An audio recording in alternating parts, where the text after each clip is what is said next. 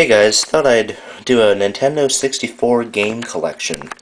Thought I'd give a break from the crappy quality movie reviews and go back to the camera. These are my games.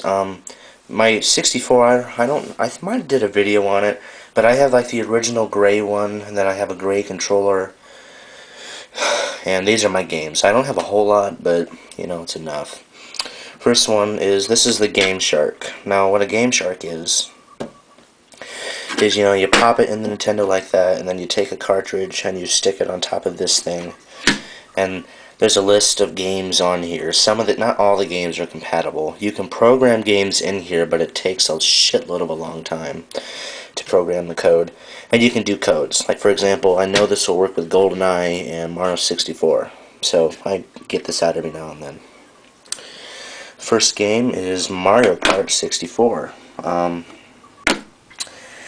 A friend let me borrow this, and I just never gave it back, and she never quabbled about it, so I never gave it back. It's a really good game. It's a lot better when you play it with friends, but it's still okay to play by yourself every now and then. Next we have Star Wars Rogue Squadron. I had Rogue Squadron 2 on the GameCube, and I thought it was an okay game. And this was only like $2 when I bought it, and it's got this stupid gay writing on it. By the way, all these games, except for Mario Kart, I got at my favorite game store, used game store. But it's an okay game. I didn't think Rogue Squadron was amazing, but it's cool to mess around with every now and then. The next one is Zelda Ocarina of Time. This is probably one of the most famous Zelda games ever. I'm not a huge fan of Zelda. I had Zelda the Wind Waker on the GameCube, and I had the Minish Cap for the Game Boy. I have never been able to beat this game. I cannot get hooked on it. I mean, I know it's a classic and everything, but I just haven't put a lot of time into it. When I bought it, there's a file that's already beaten on it, so every now and then I'll fiddle around with it, but this is the gold cartridge version, as you can see, and there's stuff that you can do with this one, apparently, that you can't do with the normal gray cartridge one. But, yeah, this is a good-looking game. Very revolutionary for the 64 when it came out. The next one is Perfect Dark. This is the only M-rated game that I have for the 64. There's a few others out there, but if you are familiar with GoldenEye, this is developed by the same team that made GoldenEye, which is Rare, right there. That's your symbol. Very good game. I'm currently still trying to work my way through it. I recently got back into playing it a lot, and it's a great game. It's very bloody, and the technology is good for the 64. This game, you need an expansion pack to play. An expansion pack is something that you have to put, there's a slot in the front of the 64 that you have to put in there. It's this little cartridge thingy, and it allows you to play this game. And I know Donkey Kong, you have to play with it, and I believe Majora's Mask you have to play. You have to have one of those to play it. Very good game. Tony Hawk's Pro Skater 2. This was a game that I used to play all the time when I was little, and I don't play it a whole lot now. I'm not into sports games that much. But this was around the time when sports games actually became like cool to play. It's still cool to play it every now and then.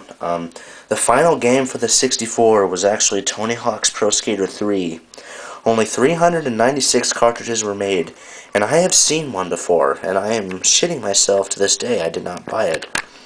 But, it's an okay game. It's not a classic, but it's okay. Pokemon Stadium.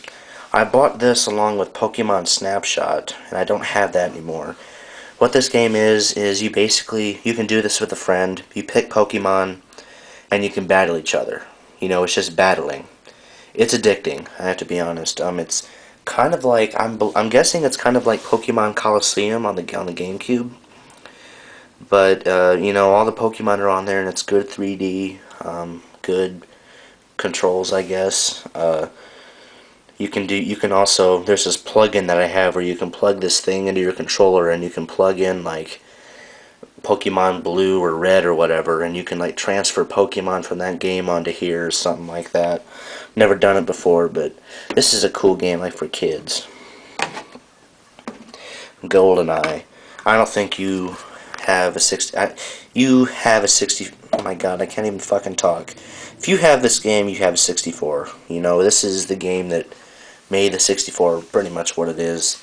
Uh, I have played this game to death. I know all the secrets. I know all the levels. This is the only game I can consider myself a true master at. I have played this game for hours and hours and hours and hours and hours. It's developed by Rare.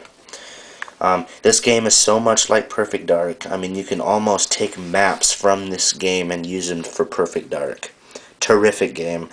Love it with all my heart and soul. It is amazing. And then, last but not least, Super Mario 64. Now, I bought this game after I bought the DS version. There are a lot of differences between this and the DS version. For example, in this game you only play as Mario. In the DS version you had Yoshi, Mario, Waluigi, Wario, and Luigi. In the DS version you actually had to unlock Mario in order to play as him. This is a great game. I have all 120 stars beaten.